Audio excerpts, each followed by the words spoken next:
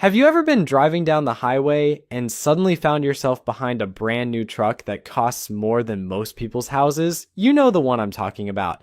The gleaming monster with chrome everything, leather seats that probably cost more than your monthly rent, and a payment that would make your mortgage broker weep. And here's the thing that really gets me. The person driving it probably makes less money than you do. So what's going on here? How are regular people somehow affording these astronomical car payments that seem to defy basic mathematics? My name is Nick, and I spend way too much time thinking about money and why people make the financial decisions they do. If you've ever wondered how your neighbor can afford that $70,000 pickup truck while complaining about grocery prices, make sure to hit that subscribe button and give this video a thumbs up if it helps explain this modern mystery. Now, before we dive into the mechanics of how people are pulling this off, let me paint you a picture of what we're actually dealing with here. The average new car payment in America has crossed into territory that would have been considered absolutely insane just a decade ago. We're talking about monthly payments that exceed what many people pay for rent, and yet somehow millions of Americans are signing on the dotted line every single month, driving off the lot in vehicles that cost more than the median household income. But here's where it gets really interesting. Most of these people aren't secretly millionaires hiding their wealth. They're not crypto billionaires or trust fund babies. They're teachers, nurses, mechanics, retail workers, and office employees. Regular folks with regular jobs who somehow found a way to make the numbers work. Or at least they think they did. The truth is, there's a whole system designed to make these impossible payments seem possible. And understanding how this system works isn't just about satisfying curiosity, it's about protecting yourself from making a financial decision that could derail your future for the next 7 to 10 years. Let's start with the most obvious question. How much are we actually talking about here?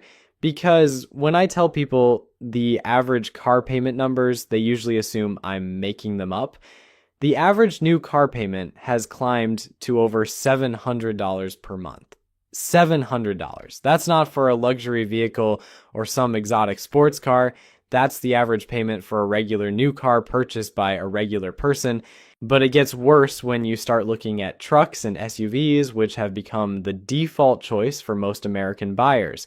These payments routinely exceed $900 per month, and it's not uncommon to see payments over $1,200. $1,200 every single month for 6, 7, or even 8 years. We're talking about payments that total more than $80,000 over the life of the loan. And that's before you factor in insurance, maintenance, and fuel costs.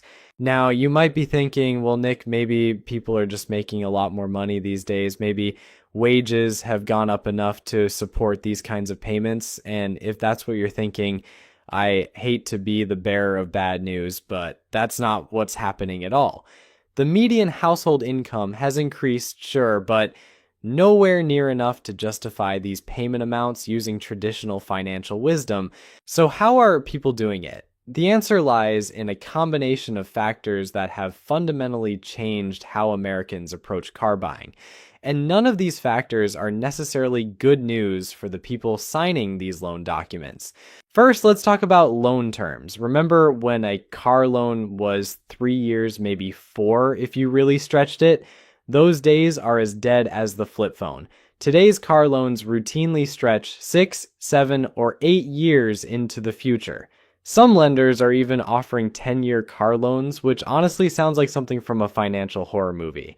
The appeal is obvious. If you spread that $60,000 truck payment over 8 years instead of 4, the monthly payment drops significantly.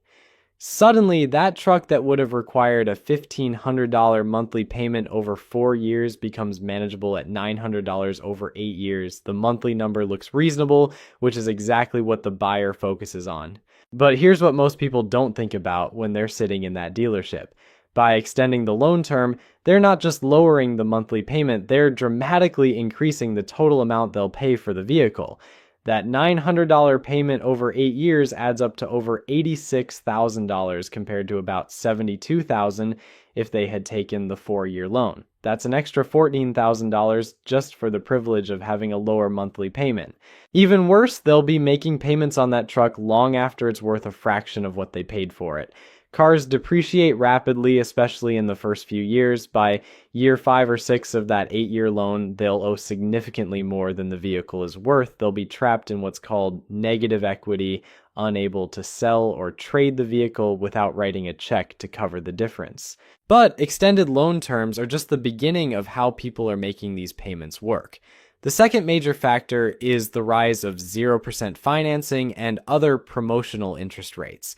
Walk into any dealership and you'll see signs advertising 0% APR for qualified buyers. Sounds amazing, right? Free money to buy that new truck. Here's the thing about those 0% offers that dealers definitely don't want you to understand. They're not actually free money. The cost of that financing is built into the price of the vehicle. You're either paying full price for the car and getting 0% financing, or you're getting a discount on the car and paying market rate interest. But you're not getting both. More importantly, those 0% offers usually come with strict qualification requirements and shorter loan terms.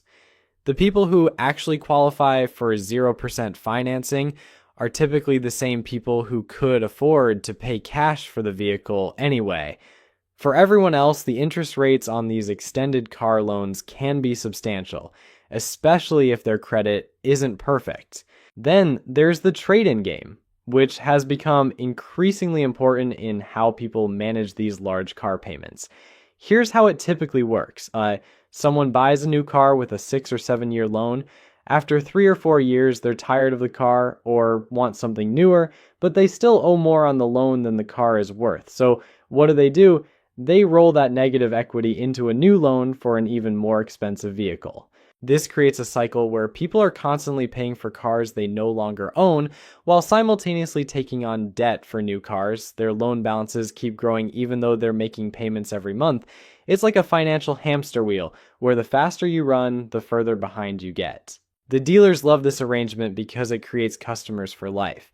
Once someone is trapped in the negative equity cycle, they become a captive audience for new vehicle purchases. They can't afford to break free from the cycle because doing so would require writing a check for thousands of dollars just to get out of their current loan.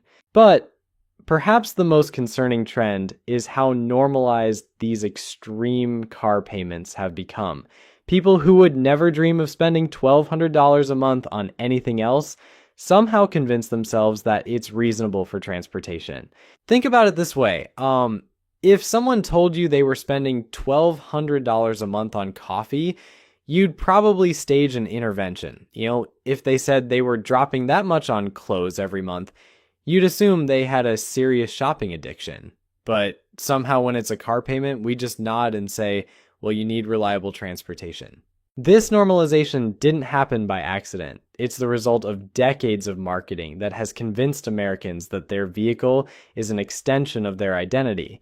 Your truck isn't just transportation. It's a statement about who you are as a person. It shows that you're successful, reliable, hardworking.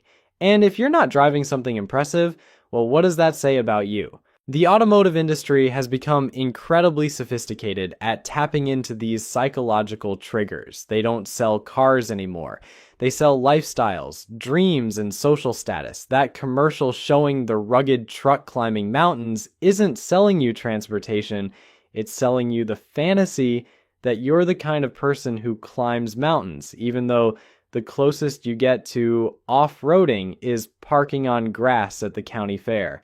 This emotional manipulation makes it much easier for people to justify payments that would otherwise seem completely irrational. When you're not just buying a truck, but buying into an identity, suddenly that $900 payment feels like an investment in yourself rather than a financial mistake. But let's get back to the practical mechanics of how people are actually making these payments work in their monthly budgets. Because even with extended terms and emotional justification, $700 to $1,200 is still a lot of money for most households. This is where things get really creative, and by creative, I mean potentially disastrous for long-term financial health. Many people are essentially restructuring their entire financial lives around their car payment. They're treating it like a mortgage payment and adjusting everything else accordingly. I've seen people move to smaller apartments or stay with roommates longer than they planned just so they can afford their dream truck payment. They'll eat ramen noodles for lunch every day while driving to work in a vehicle that costs more than some people's houses. They'll skip vacations, avoid restaurants, and put off other major purchases, all to support a car payment that consumes 25 to 30% of their take-home income. Some people are taking on second jobs specifically to cover their vehicle expenses. They'll drive for rideshare companies or deliver food on weekends using their expensive truck to generate the income needed to pay for that same expensive truck. It's like a bizarre form of automotive indentured servitude where your car becomes both your master and your means of survival. Others are dipping into retirement accounts or taking loans against their 401k to make down payments or cover repair costs. They're borrowing from their future selves to fund their current transportation fantasies. And since most people are terrible at calculating the true cost of early retirement withdrawals, they don't realize they're potentially sacrificing hundreds of thousands in future wealth for a truck that will be worth practically nothing in 10 years. Then there's the credit card shuffle that's become increasingly common. People will put maintenance, repairs, insurance, and fuel costs on credit cards to free up cash for their monthly car payment. They're essentially using high-interest debt to subsidize their transportation costs, which is like using a blowtorch to light a cigarette. Technically it works, but it's probably not the smartest approach. The most concerning trend I've seen is people taking out personal loans or home equity loans to cover down payments or negative equity from previous vehicles. They're leveraging their homes to buy cars, which fundamentally misunderstands the purpose of both assets. Your house should be building wealth over time. Your car should be getting you from point A to point B as efficiently as possible. When you start using your house to fund your car addiction, you've got the equation backwards. But here's where the story gets even more interesting. Many of the people making these extreme sacrifices for their car payments aren't just doing it for one vehicle, they're doing it for multiple vehicles. The average American household now owns more cars than licensed drivers, which is mathematically impressive and financially terrifying. It's not uncommon to find families with 2 or 3 car payments running simultaneously. Dad has his work truck, mom has her SUV for the kids, and maybe there's a third vehicle for the teenager or for weekend adventures. Suddenly, we're talking about combined car payments that exceed what most people pay for housing. These families have essentially created their own personal auto financing companies, except instead of making money, they're hemorrhaging it every month. They're managing multiple depreciation schedules, insurance policies, maintenance schedules, and loan terms. It's like running a small business, except the business loses money every day and the inventory becomes worthless over time. The psychological effect of managing multiple car payments is fascinating and disturbing. People become experts at juggling due dates and minimum payments, but they lose sight of the bigger picture. They'll celebrate paying off one car loan while simultaneously taking on 2 new ones. They measure success by their ability to keep all the plates spinning rather than questioning whether they need to be spinning plates at all. And then there's the insurance component that most people completely underestimate when calculating affordability. Insuring a $60,000 truck costs significantly more than insuring a $20,000 sedan. Add in comprehensive coverage, collision coverage, gap insurance, and all the other protections recommended for expensive vehicles, and you're looking at insurance premiums that can easily exceed $200 per month. For families with multiple expensive vehicles, insurance costs can approach or exceed $500 monthly. That's $6,000 per year just for the privilege of legally driving their depreciating assets on public roads. Many people focus so intensely on negotiating the monthly payment that they completely forget to factor in the ongoing insurance costs until they're sitting in the insurance agent's office getting a reality check. The maintenance costs present another surprise that catches many people off guard. Modern vehicles, especially trucks and SUVs, are incredibly complex machines with advanced technology, sophisticated emission systems, and premium components. When something breaks, and it will break, the repair bills can be staggering. A simple brake job on a modern truck can easily cost $800 to $1,200. Transmission problems can run $5,000 or more.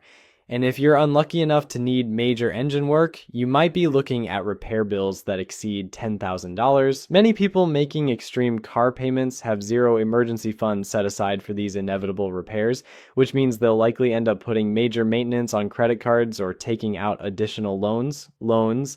This creates a vicious cycle where the car payment that was supposed to be manageable becomes the catalyst for a debt spiral that can take years to escape.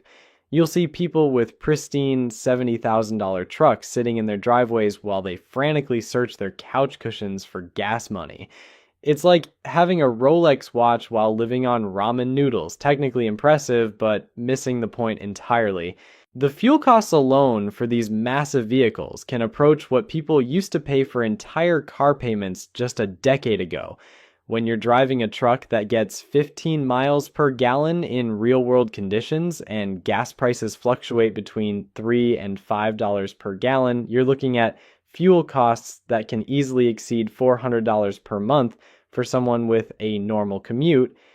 Add in the occasional road trip or weekend adventure, and that number climbs even higher. But here's where the math gets really interesting, and by interesting, I mean absolutely terrifying. From a financial planning perspective, let's take a typical scenario and run the real numbers that most people never bother to calculate. Imagine someone buys a $55,000 truck with a 7-year loan at 6% interest. Their monthly payment works out to about $800, which feels manageable compared to the $1,200 payment they would have faced with a shorter loan term. Over the life of that loan, they'll pay approximately $67,000 total. Add in insurance at $250 per month, and that's another $21,000 over 7 years. Factor in fuel costs of $350 monthly, and we're talking about another $29,000. Maintenance and repairs over 7 years will easily run another $15,000, probably more. When you add it all up, this person will spend over $130,000 on transportation over 7 years. And at the end of those 7 years, they'll own a vehicle that's worth maybe $15,000 if they're lucky. They've essentially paid $130,000 for the privilege of driving a $15,000 truck. That's not transportation financing, that's wealth destruction with cup holders and heated seats. The most depressing part of this equation is what that same money could have accomplished if invested instead. If someone took that $800 monthly payment and invested it in a simple index fund earning 8% annually, they'd have over $70,000 after 7 years. Not only would they have avoided the financial burden of the truck, they would have actually built wealth instead of destroying it. But here's the psychological trap that makes this cycle so hard to break. Once someone commits to these extreme car payments, they develop what I call automotive Stockholm syndrome. They become emotionally attached to their financial captor. The truck isn't just transportation anymore. It's a reflection of their identity, their hard work, their success. The idea of driving something cheaper feels like admitting failure or accepting a lower social status. This emotional attachment makes rational financial analysis nearly impossible. When someone suggests they could save hundreds of dollars monthly by driving a reliable used vehicle, they don't hear a practical financial strategy.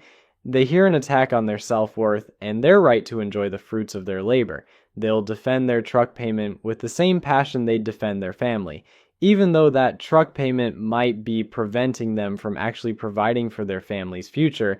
The automotive industry understands this psychology better than most people understand themselves. They've spent billions of dollars researching exactly how to trigger these emotional responses and convert them into loan signatures. Walk into any dealership and you'll notice they don't spend much time talking about total cost of ownership or opportunity cost of capital. Instead, they focus on monthly payments, immediate gratification, and social status. The sales process has been refined to overcome every rational objection a buyer might have. Worried about the payment being too high? Let's extend the term. Concerned about reliability? Here's an extended warranty you can finance. Nervous about depreciation? Don't worry about it. You'll probably want to trade it in for something newer in a few years anyway. So there you have it. The mystery of how people are affording these insane car payments isn't really a mystery at all. It's a carefully orchestrated system of extended loan terms, emotional manipulation, and financial gymnastics that would make a circus performer jealous. People aren't actually affording these payments in any meaningful sense. They're just kicking the financial can down the road while convincing themselves they deserve that shiny truck.